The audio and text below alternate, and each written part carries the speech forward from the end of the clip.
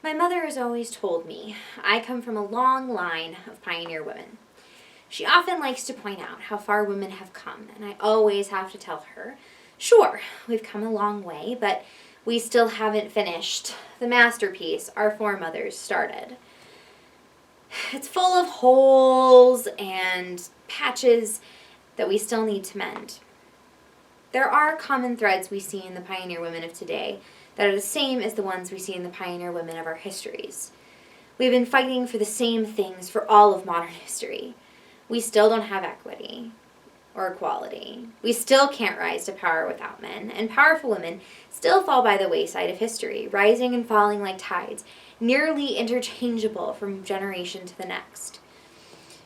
What is it that they do when they change us for others? Is it sport? I think it is. And doth affection breed it? I think it doth.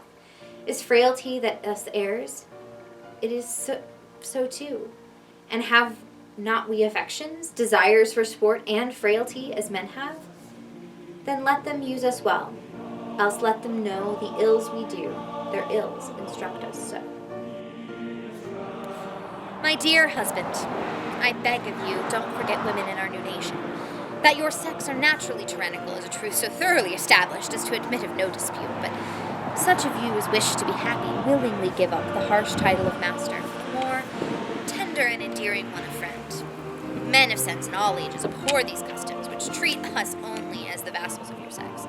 Regard us then as beings placed by Providence under your protection, and in imitation of the Supreme Being, make use of that power only for our happiness. I fought for women's rights at the birth of America as the wife of a founding father, and then as First Lady. Do you believe the press called me Mrs. President? Can you imagine a woman as president? Not now, of course. The country certainly isn't ready, but someday, surely. From this country's revolution, whence came revolution for women, education, work, and what more we are writing. If women are writing stories and histories like men have for generations, then we as a nation can forswear our previous proclivities of inequality and craft a someday, maybe a not-so-distant someday, where there truly is a Mrs. President. I am not a quiet woman. The precedents of social hierarchy thwarted my voice from being in the room where it happened. But the people knew how I felt, especially when it came to potential war with the French. Yes, we too were fighting the English only years prior, but we did not kill the king as they did. How revolting. Now the enemy of our enemy is our friend. So happy be the issue, brother England, of this good day and of this gracious meeting. And as we are now glad to behold your eyes which hitherto warned them against the French, that met them in their bent, the fatal balls of murdering basilisks. Brother England, put our past behind us, so much that the venom of such looks we fairly hope have lost their quality, and that this day shall change all griefs and quarrels into love. People change, countries change, and it is in our best interest to be amiable to change. I have always felt that a person's intelligence is directly reflected by the number of conflicting points of view he can entertain simultaneously on the same subject. We must learn, and we must fight for what we believe is right. For our doubts are traitors, and make us lose the good we oft might win by fearing to attempt. I pray you, if you are a fighter, in your soul, do not stop, for the women after you need you more than you know. We've come so far, but the masterpiece is far from finished. It is up to you, our children and our children's children, to finish the work we started. Abigail was not the first, nor would she be the last advocate for women's rightful place in democracy. It began as a woman's voice in the ears of powerful men, and slowly but surely women have gained their own voices, without the necessity for male amplification. Queen Isabel, the quiet but wise monarch in Shakespeare's Henry V, shows us subtly and beautifully how she is that voice in man's ear.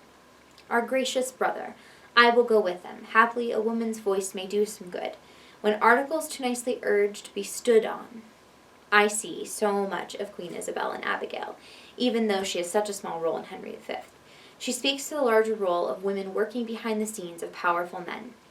A ruler is a ruler, human and flawed. While it is true only a few may become great rulers, history has painted the picture and reinforced the ideal that the gender of a ruler matters in the making of greatness. I think the king is but a man, as I am. The violet smells to him as it doth to me. The element shows to him as it doth to me. All his senses have but human conditions. His ceremony is laid by in his nakedness, but he appears as man. I am very glad to be able to take part in this celebration of women's progress. I can say little more than I have studied, and that question's out of my part. Good gentle one, give me modest assurance that if you be the lady of the house, that I may proceed in my speech. The future must see the broadening of human rights throughout the world. People who have glimpsed freedom will never be content until they have secured it for themselves. In a truest sense, human rights are a fundamental object of law and government in a just society.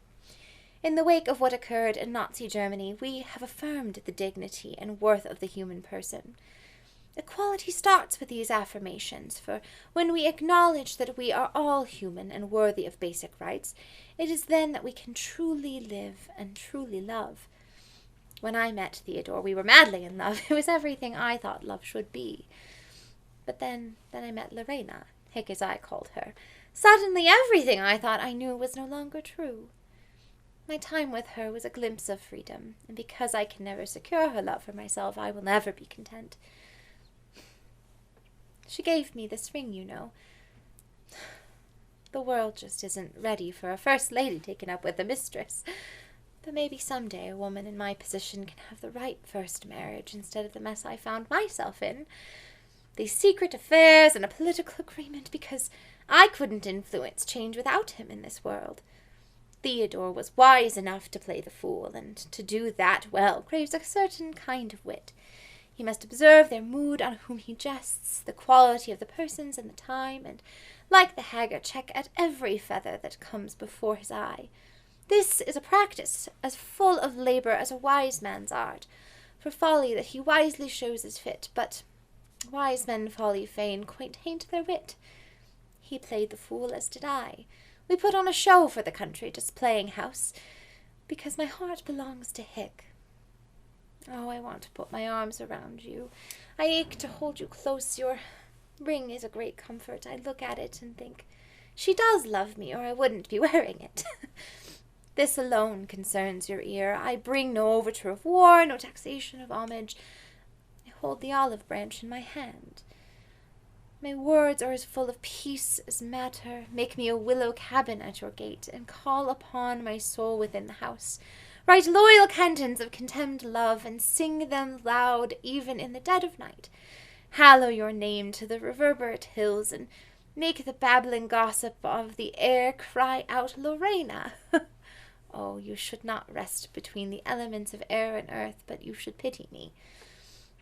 You love me, sure. The cunning of your passion invites me in this churlish messenger. I am the man, if it be so, as 'tis. Poor lady! We were better love a dream. Disguise, I see thou art a wickedness. What will become of this, as I am man, my state is desperate for my master's love. Time, thou must untangle this knot. 'Tis too hard a knot for me to untie.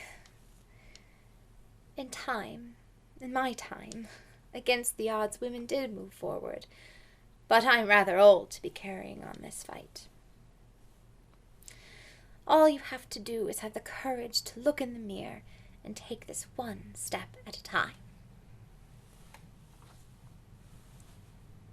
When FDR died, Eleanor wrote Hick saying, FDR's death has ended a period in history. For those of us who live in his shadow, we must now wonder, what can we achieve under our own momentum? Even after Eleanor's Declaration of Human Rights, we still haven't untangled all of the knots of human rights. These threads to our past as women are so tangled. The masterpiece our foremothers started is still a messy patchwork. The fight is not over.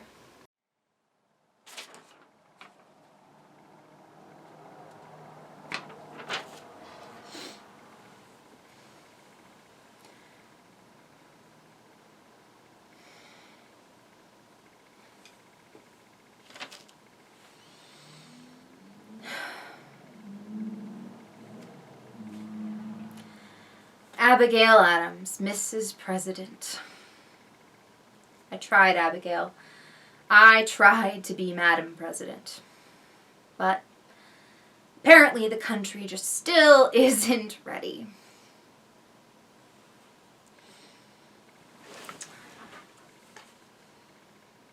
This loss hurts. I know I should never stop believing that fighting for what's right is worth it. It is. It is worth it. But naught's had, all's spent.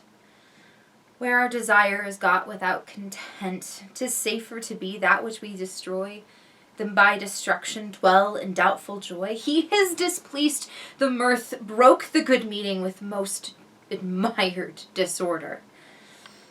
Oh, these flaws and starts, impostors to true fear, would well become a woman's story at a winter's fire, authorized by her grandam. Shame itself, why do you make such faces?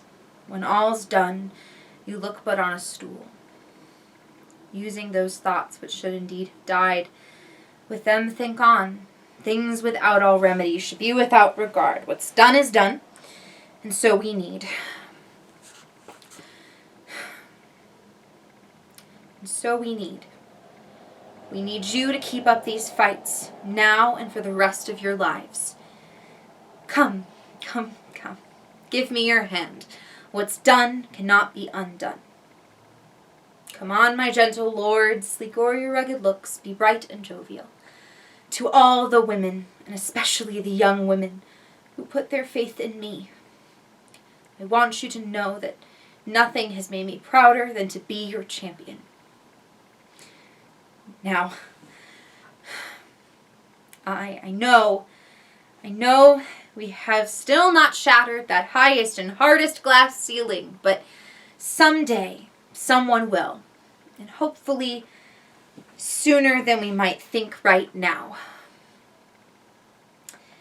And to all the little girls out there who are watching this, never doubt that you are valuable and powerful and deserving of every chance and opportunity in the world to pursue and achieve your own dreams.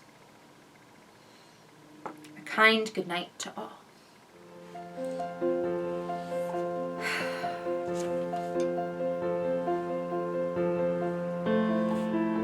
The masterpiece our foremothers started is still a patchwork.